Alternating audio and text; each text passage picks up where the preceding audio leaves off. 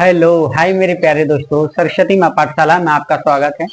आज हमने इससे पहले किया था मार्कोनी कॉफ रूल और एंटी मार्कोनी कॉफ रूल बीआर के साथ एनकी एल्कीन के साथ किस तरीके से रिएक्शन करते हैं बीआर के लिए। ब्रोमो एल्केन बनते हैं और 1 ब्रोमो एल्केन बनते हैं। ठीक है, किस तरीके से निर्माण होता है आज उसका मैकेनिज्म पढ़ेंगे।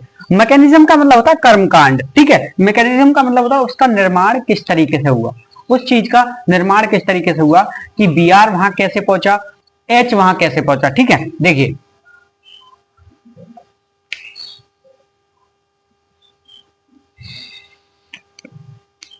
देखिए कि हमारा एच है।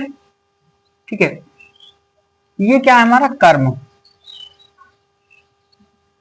हम पहले किसके बारे में पढ़ेंगे मेरे प्यारे दोस्तों, एंटी मार्कोनी रूल। ठीक है, मार्कोनी रूल के बारे में पढ़ेंगे हम। मार्कोनी रूल का मैकेनिज्म देखेंगे किस तरीके से हुआ। मार्कोनी का मतलब क्या था, मार्कोनी का मतलब ये था कि जहां एच कम होता है वहां बी आर जुड़ता है और जहां एच ज्यादा होता है वहां एच जुड़ता है। ठीक है, मार्कोनी का ये मतलब था। ठीक है, तो वो होता कैसे, देखिए हमारा जो एल्कीन है, एल्कीन है CH3 C H double bond CH2। ठीक है, यही तो है।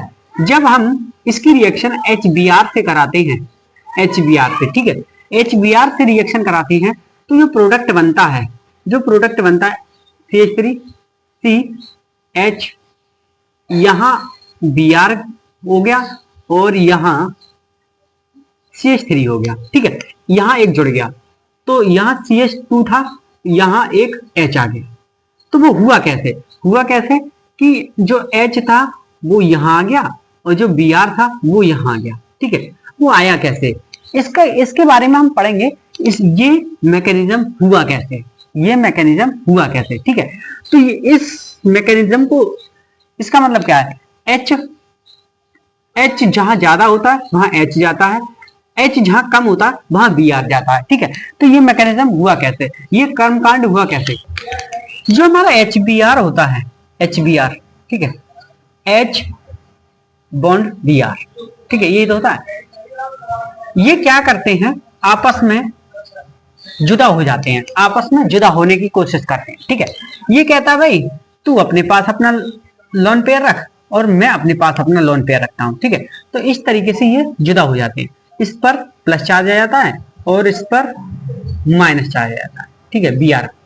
ठीक है, तो ये अलग अलग होने के बाद तो कंडीशन दो क्रिएट करते हैं, कंडीशन दो क्रिएट करते हैं। ठीक है, तो ये क्या होता है कि हमारा जो एल्कीन है, एल्कीन है CH3 H double bond CH, वो दो स्थिति उत्पन्न करता है। एक तो स्थिति होगी कि दो स्थिति उत्पन्न करता है, दो तरीके से उत्पन्न कर सकता है ऐसे ऑप्शन। ठीक है, देखिए ऑप्शन फर्स्ट होगा कि पहला, ऑप्शन सेकंड हो सकता है दूसरा। कैसे, देखिए उसने कहा जो H है CH3 CH CH2, ठीक है, यहां ये जब बॉन्ड टूटता है तो यहां प्लस चार्ज आ जाता है। ठीक है, और ये जब बॉन्ड टूटता है तो यहां माइनस चार्ज आ जाता है।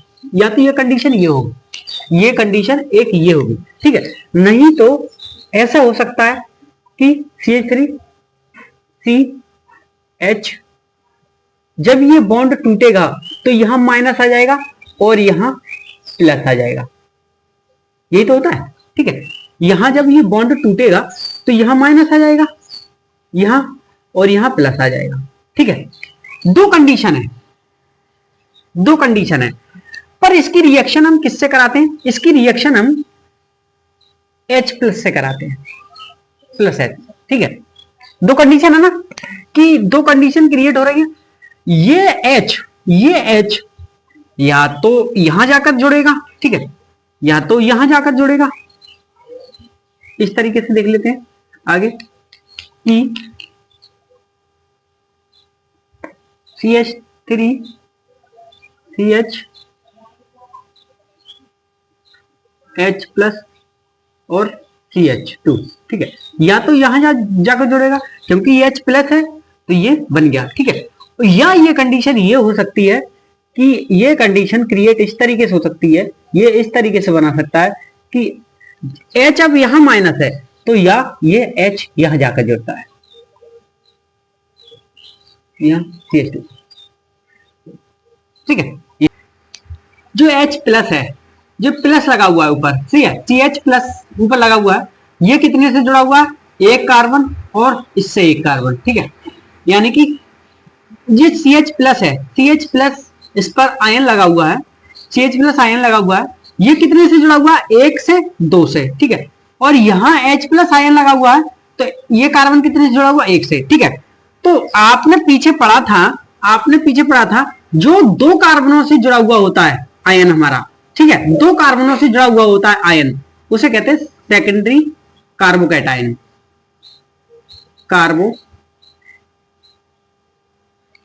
उसे क्या कहते हैं? क्योंकि सेकेंडरी इसलिए क्योंकि 2 कार्बन से जुड़ा हुआ है, एक कार्बन ये है, एक कार्बन ये है, तो 2 कार्बन से जुड़ा हुआ है ये हमारा, तो ये क्या हुआ? सेकेंडरी कार्बोकैटायन, ठीक है। ये क्या होगा? सेकेंडरी कार्बोकैटायन, ठीक है। तो हिंदी में कहते हैं कार्बन धनायन, ठीक, इसे हिंदी में कह रहे हैं कार्ब धनायन, और अंग्रेजी में कहते हैं सेकेंडरी कार्बोकैटायन, और हिंदी में कहते हैं सेकेंडरी कार्ब धनायन, ठीक है। उसी तरीके से आप ये देखिए, ये कितने से जुड़ा हुआ है? 1 से, एक कार्बन से, तो ये होगा प्राइमरी कार्बोकैटायन,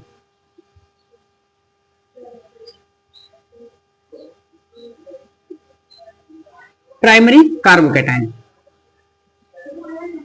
या इसे हिंदी में कहेंगे प्राइमरी कार्ब धनायन, ठीक है, प्राइमरी कार्ब धनायन, ठीक है। तो आपको ये पता है कि जो सेकेंडरी कार्बोकैटायन ज्यादा स्थायी होता है या प्राइमरी कार्बोकैटायन, ठीक है। आपको पता है कि सेकेंडरी ज्यादा स्थायी होता है या प्राइमरी, है कि जो सेकेंडरी होता है वो ज्यादा स्थायी होता है, ज्यादा स्थायी, और प्राइमरी कम स्थायी होता है। प्राइमरी क्या होता है? कम स्थायी,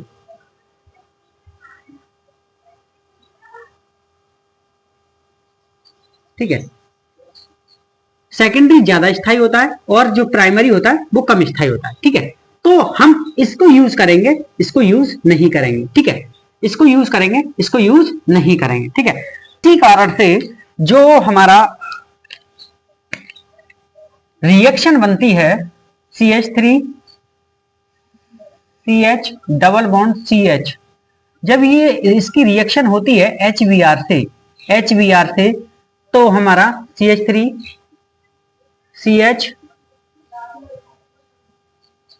CH3 और यहां Br जाके जुड़ता है, इसीलिए जुड़ता है, ठीक है, इसीलिए जुड़ता है। तो आपको समझ में आ चुका होगा यहां पर Br क्यों जुड़ता है, यहां पर Br क्यों जुड़ता है, क्योंकि यहां Br इसलिए जुड़ता है क्योंकि यहां ये ज्यादा स्थायी होता है, ये कम स्थायी होता है, ये ज्यादा स्थायी होता है कार्ब धनायन, तो इसलिए यहां Br जुड़ता है, इसलिए यहां पर Br जुड़ता है, ठीक है, ठीक है। यहां तक आपको समझ में आ चुका होगा, जो Br माइनस है यहां पर आएगा और यहां पर अटैक करेगा, ठीक है, प्लस पॉजिटिव पर। और आपको यह भी समझ में आ चुका होगा सेकेंडरी कार्बोकैटायन प्राइमरी कार्बोकैटायन से ज्यादा स्थायी होता है, ठीक है। यहां तक स्क्रीनशॉट ले लीजिए, उसके बाद आगे चलते हैं।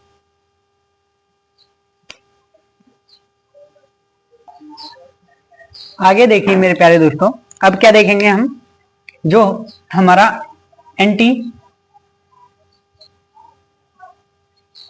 मार्कोनी रूल, ठीक है।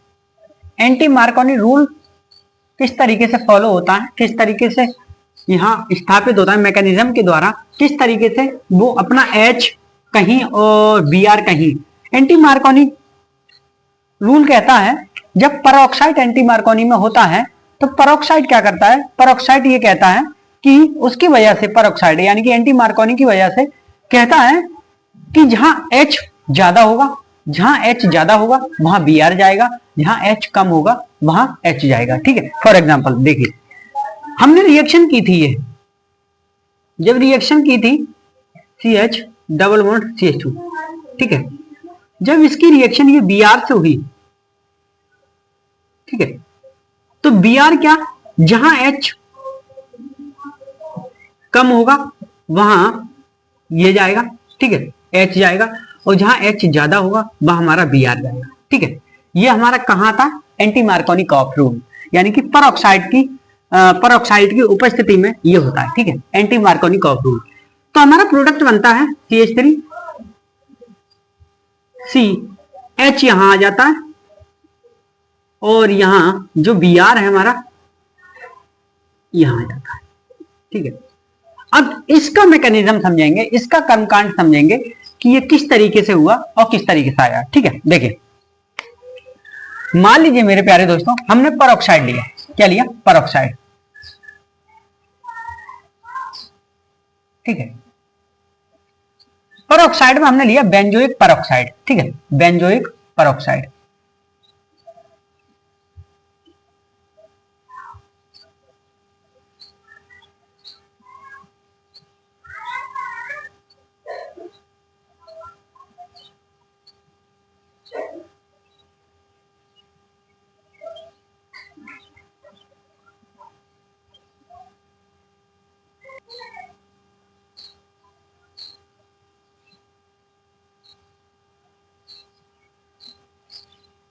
ठीक है, ये है, ये हमारा क्या है, बेंजोइक परऑक्साइड।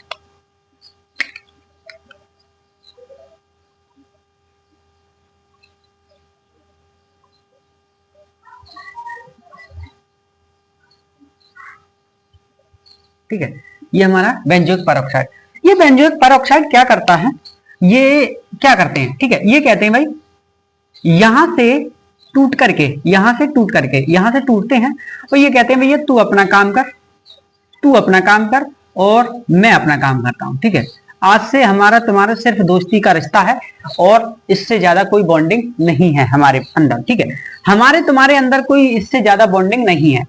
यहां दोस्ती तो रखना चाहते हैं, ठीक है, वहां क्या होता है, वहां HBr में होता है कि वो बिल्कुल ही टूट जाते हैं, वो बिल्कुल दोस्ती रखना नहीं चाहते हैं। पर यहां होता है कि ओ के बीच में जो बॉन्ड टूटता है, परऑक्साइड के बीच में जो बॉन्ड टूटता है, वो कहते हैं कि भी यहाँ सिर्फ हम दोस्त रह सकते हैं, और जो हमारे अंदर हमारे बीच में जो बॉन्डिंग है वो हम तोड़ देते हैं और हम अलग हो जाते हैं। ठीक है, तो ये बॉन्ड तोड़ करके, यानी कि अलग होकर के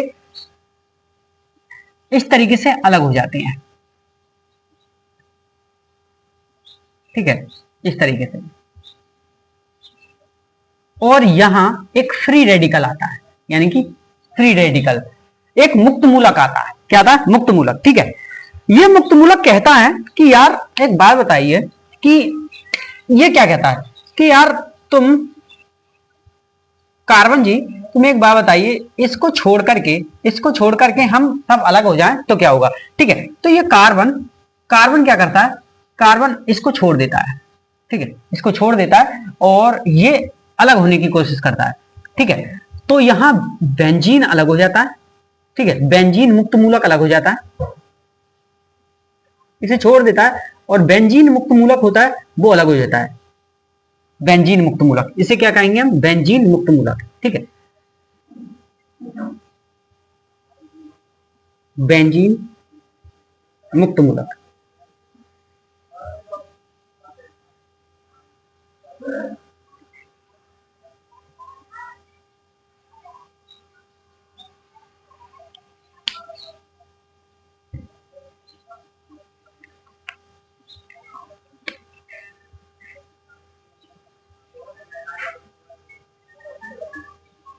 ठीक है, ये बेंजीन मुक्त मूलक अलग हो गया, और उसके बाद जो हमारा बचा C डबल बॉन्ड C, ये जुड़ करके निर्माण करता है CO2 का।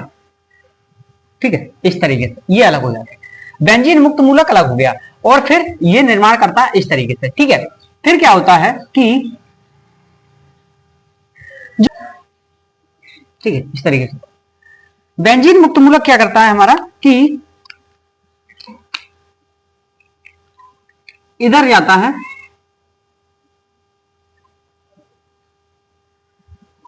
इधर, ठीक है, और ये मुक्त मूलक, और यहां HBr होता है, HBr, ठीक है, HBr इस तरीके से HBr होता है। HBr अपने आप को एक दूसरे को अलग करते हैं इस तरीके से, ठीक है, ठीक है। HBr अलग करने के बाद, HBr अलग होने के बाद जो H होता है बेंजीन मुक्त मूलक के पास आ जाता है, यहां बेंजीन का निर्माण करता है, ठीक है, बेंजीन का, ठीक है। H को हम दिखाते नहीं है मेरे प्यारे दोस्तों, यहां दिखाते नहीं है क्योंकि इसमें H जुड़ा हुआ होता है, ठीक है। और जो हमारा Br मुक्त मूलक है वो अलग हो जाता है इस तरीके से, ठीक है, Br मुक्त मूलक है, अलग हो जाता है, ठीक है। आपको अच्छे से समझ में आ रहा होगा कि हमने क्या किया कि एक परऑक्साइड लिया, परऑक्साइड क्या करता है, बेंजोइक परऑक्साइड लिया, ठीक है। ये दोनों इस तरीके से टूटते हैं, ये कहते हैं भाई हमारी तुम्हारी सिर्फ दोस्ती रह सकती है और कुछ नहीं, ठीक है। यहां से आगे भी होता है कि ये मुक्त मूलक कहता है यार अलग होकर के अपना और कुछ बना लेते हैं, तो यहां पर ये अलग हो जाता है पूरा, और ये अलग होकर के कार्बन डाइऑक्साइड का निर्माण होता है और ये बेंजीन मुक्त मूलक बन जाता है, ठीक है। बेंजीन मुक्त मूलक HBr के साथ, मतलब HBr के साथ H और Br दोनों टूटते हैं अपने बॉन्डों से, और यहां पर H और Br टूटते हैं, यहां पर H जुड़ जाता है और Br अलग हो जाता है मुक्त मूलक, ठीक है। अब आता है यहां पर असली प्रक्रिया, ठीक है। असली प्रक्रिया आती है कि यहां पर हमारा HBr होता है, ठीक है, मुक्त मूलक, HBr मुक्त मूलक यहां दो कंडीशन उत्पन्न करता है, दो कंडीशन, जैसे उसमें की थी दो कंडीशन उत्पन्न, वैसे ही यहां करेगा, ठीक है। ऑप्शन नंबर फर्स्ट और ऑप्शन नंबर सेकंड।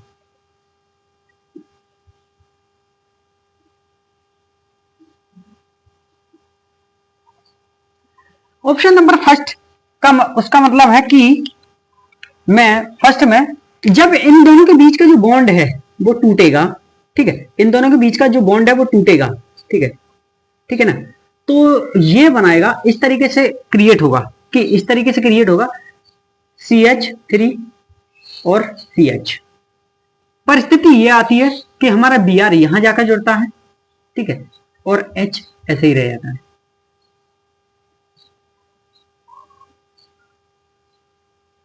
इस तरीके से, ठीक है। और एक परिस्थिति ये आती है कि हमारा CH मुक्त मूलक और Br यहां जाके जुड़ता है, ठीक है। देखिए अब आप जानते हैं ये मुक्त मूलक कितने से जुड़ा हुआ है, एक कार्बन से, ठीक है, तो ये हुआ 1 डिग्री फ्री रेडिकल,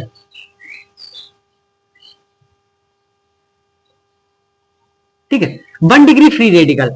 और ये कितने कार्बन से मुक्त मूलक जुड़ा हुआ, एक दो, एक कार्बन दो कार्बन, तो ये हुआ 2 degree free radical,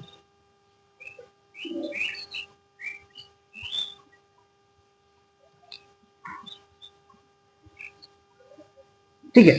1 degree free radical और 2 डिग्री फ्री रेडिकल दोनों जुड़े हुए हैं, ठीक है, इस तरीके से जुड़े हुए हैं।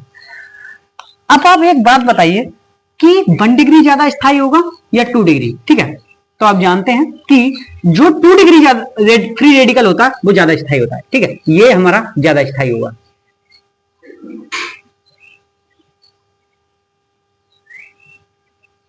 ठीक है, ये ज्यादा स्थायी होगा, ये ज्यादा स्थायी होगा, ये कम स्थायी होगा,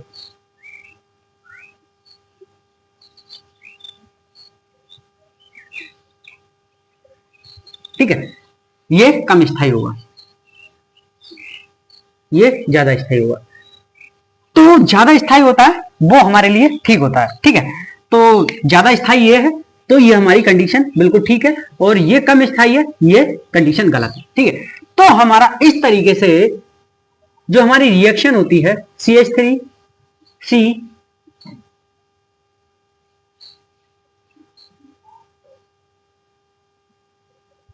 H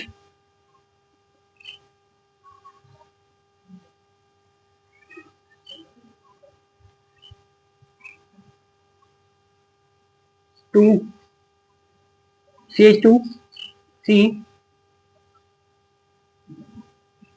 प्लस Br, और यहां निर्माण करता है, ये यहां निर्माण करता है। जब ये फ्री मुक्त मूलक यहां से यहां जाके जुड़ता है तो ये निर्माण करता है CH3C CH2CH2CH Br, ठीक है, इस तरीके से। तो ये हमारा बनता है। आपको यहां तक अच्छे से समझ में आ चुका होगा किस तरीके से इसकी मैकेनिज्म होती है, किस तरीके से, ठीक है। ये उतार लीजिए, ये इसका स्क्रीनशॉट ले लीजिए, उसके बाद इसके बारे में लिखा लेते हैं।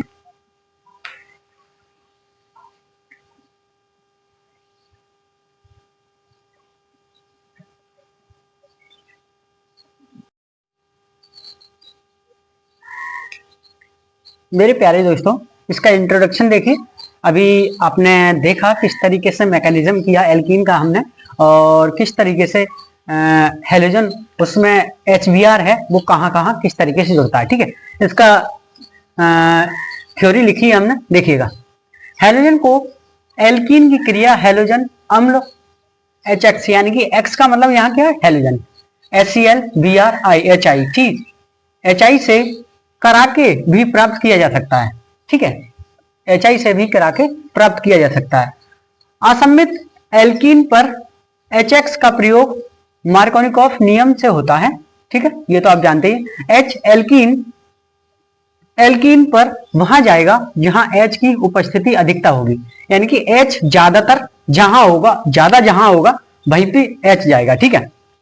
तथा हेलोजन वहां जाएगा जहां एल्कीन में H की संख्या कम होगी, जहां एल्कीन में H की संख्या कम होगी वहां हेलोजन जाएगा, और जहां H की संख्या ज्यादा होगी वहां हमारा H जाएगा, ठीक है। ये मार्कोनिकॉफ रूल का नियम कहता है, ठीक है।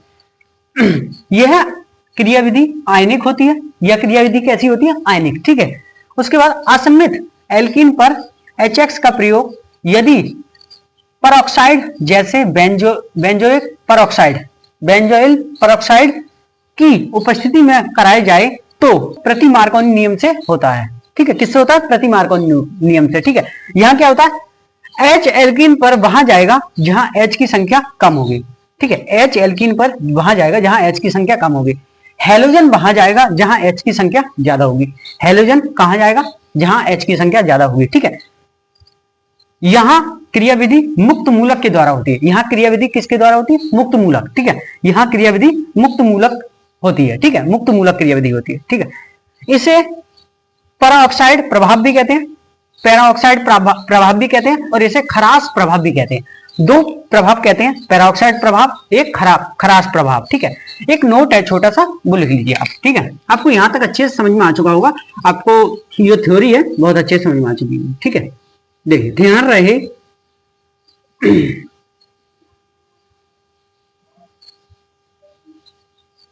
Cl व HI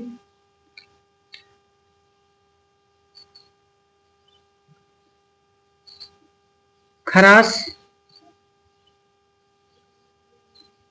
के लिए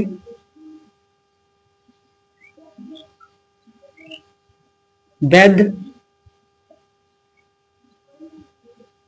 नहीं है, ठीक है।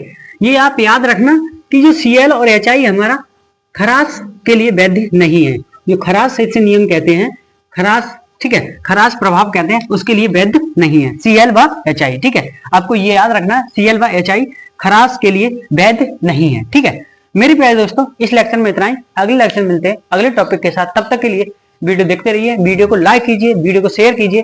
कुछ नहीं समझ में आया हो तो कमेंट कीजिए, मैं दोबारा समझाने की कोशिश करूंगा, ठीक है। ऐसे लगे रहिए, मेहनत कीजिए।